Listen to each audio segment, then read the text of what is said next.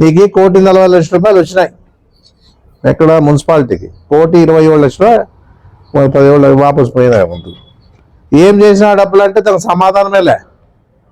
అదే మా లాంటి వాళ్ళు చేసే వచ్చాయని చెప్పేసి ఓ దండం పెట్టుకొని ఏడ రోడ్లు ఏడ లేవు ఏడ కథ ఇమ్మీడియట్గా ఎంత ఎస్టిమేషన్ వేయించి ఆ 1,20,00,000కి కాంట్రాక్ట్ పిలిపించి టెండర్లు పిలిపించి మాట్లాడి టెండర్లు వేయించి మరి ఎప్పుడో స్టార్ట్ చేస్తూ ఉంటాం. ఎందుకంటే మాకు ప్రజలకు పోవాలనే ఆలోచనతో.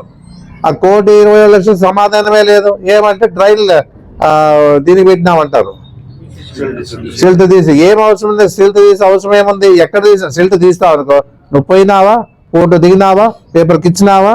ఏమీ లే. కాంట్రాక్ట్ ముట్టు చెప్తే ఎవరో నా కాంట్రాక్టర్ ఏమో పేరు ఉంది, ముస్లిం షఫీ సైఫుల్లాకి కాంట్రాక్ట్ కట్టబెట్టినావు, దాన్ని అరాలే ఇవ్వాలే, పని చేసినట్ల నీవేమో మున్సిపాలిటీ కమిటీ దీంట్లో తీర్మానం చేసే ప్రయత్నం చేస్తావు. నేను మాత్రం నేను వదిలేదు, కమిషనర్ కూడా చెప్తున్నాను.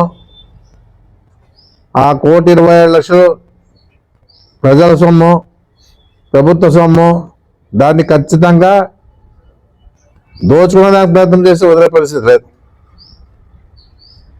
అది బాగా హెచ్చరిస్తా ఉన్నాను అధికారులు కూడా. ఈసారి ఇంటికి పోయేది మీరే.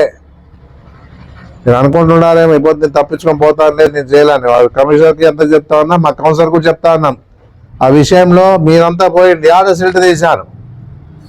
మనం సిల్ట్ తీసేటప్పుడు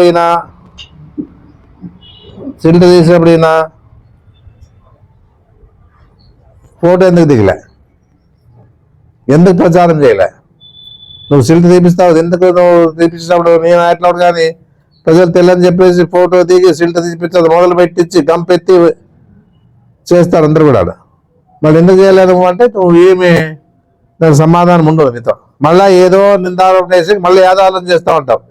నిజాలు నీకు ఏమీ తెలియదు. ఎవరైనా చెప్పింది ప్రయత్నాలు చేస్తూ ఉంటావు, కానీ నీవు స్వతహాగా నీకు తెలిసింది ఏమీ లేదు. ఏం చేసావు నువ్వు? నువ్వు ఒకటే అడుగుతానా? నువ్వు ఓ డెంటల్ డాక్టర్గా చాలా మంది రాష్ట్రంలో ఉన్నారు. డెంటల్ డాక్టర్లుగా చాలా మంది రాష్ట్రంలో నిన్ని బ్రాంచ్లు ఏర్పాటు చేసావంటే నువ్వు ఎంత దోపిడీ చేసినావు? ఇన్ని బ్రాంచ్లు ఓపెన్ చేసినావే, మళ్ళీ ఇంతమంది నీకిన్న మేధావులు ఉండాలి ఈ డెంటల్ డాక్టర్లు. వాళ్ళు ఇన్ని చేసుకోలేదే.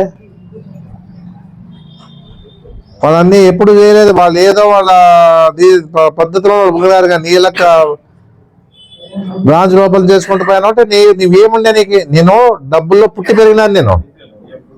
మేము మా కుటుంబం అంతా డబ్బుల్లో పుట్టి పెరిగింది. ప్రజాసేవ కోసం వచ్చాం అంతే రాజకీయాల్లోకి. మీలాగా మేము ఉండలే అప్పుడు. ఒకవేళ చదువు సరే మీ నాయన టీచర్ అని అంటున్నారు, నీవు బుద్ధివంతులు అయినావు, సంతోషమే. నువ్వు ఈ పద్ధతి మమ్మల్ని నీ దారికి తీసుకురమ్మంటావా నన్ను? అంటే నువ్వేం చేస్తే దాంట్లో ఇన్వాల్వ్మెంట్ చేసేందుకు ప్రయత్నం చేస్తావా? ఇది మంచిగా చెడ్డ అనేది ప్రజలు ఆలోచన చేస్తారు. నువ్వేమనుకుంటుంటావంటే నీ సమాధానం చెప్పేసి అయిపోయింది, ప్రజలంతా నన్నే అమ్ముతారు అనే ఆలోచన ఉండొచ్చు. నువ్వు జగన్మోహన్ రెడ్డి రాడు, సాయిప్రసాద్ రెడ్డి రాడు, రాకపోతే రాలేదయ్యా, రాకపోతే రాలేదు. ఏం మాకి ప్రజలు ఆశీర్వదిస్తూ ఉంటామా? ప్రజల ఆశీర్వాదం లేకపోతే పోతాం. ఏముంది? ఇదే పర్మనెంట్. మా నాయన ఆస్తి అదే, మా తాత ఆస్తి అది బాగా ఆలోచన చేసుకో. నువ్వు ఏదో గొప్పగా నేను వస్తా మన పక్కన చెప్పట్లు చేస్తారు ఇట్లా ఏదో పెద్దది గొప్పతనంగా అని చెప్పేసి. ఇప్పుడు వీళ్ళంతా పోయి ఏం చేస్తున్నారో అందరూ తెలుసు. గాంధీ షాపులతో 32,500 వసూలు చేస్తారు వీళ్ళు. దాంట్లో మా వాళ్ళే 2-3 ఉన్నాయి దాంట్లో. లేకపోతే లూజ్ అమరావడానికి చెప్పేసి ప్రయత్నం చేస్తాం. ఏదో రకంగా ఖచ్చితంగా అధికారులు కూడా అధికారులతో పని చేపించి దెబ్బతింటున్నాను. ఇంతవరకు ఆదోళనలోనే అధికారులతో పని చేసుకొని దెబ్బ తినే పరిస్థితి ఎప్పుడు చేయలే, ఎవరు చేయలే. మీనాక్షి గారు ఉన్నాడు, నేనున్నాడు, రామయ్య గారు ఉన్నారు, ప్రకాష్ గారు ఉన్నాడు, అంతకుముందు స్వామి ఉన్నాడు. మాకు తెలిసిందంటే స్వామి నుంచి స్టార్ట్. సీతారాం రెడ్డి ఉన్నాడు. ఆ రోజులో ఏమి ఇట్లాంటి లేవు. ఈ మధ్యలోనే నువ్వు వచ్చినాక కొత్త పద్ధతుల్లో ఆదంలో నీవు మార్పు చూపిస్తా ఉన్నావు. ఏం చేస్తా ఉన్నావు అంటే ఆధార్ కార్డు మార్చి వల్ల ఆధార్ కార్డు నుంచి మార్చి రిజిస్టర్ చేసుకోవాలి ఒకటి. ఉన్నోని బతికున్నోని చంపేసి ఇమ్మీడియట్గా ఆధార్ ఫ్యామిలీ సర్టిఫికేట్ పుట్టిస్తావు, డెత్ సర్టిఫికేట్ పుట్టిస్తావు. ఒకటే రోజు చచ్చిపోయిన రోజు అన్నీ. అంత ఇదిగా మార్పు తీసుకొచ్చావంటే నిజమే, నేను గర్వం. నువ్వు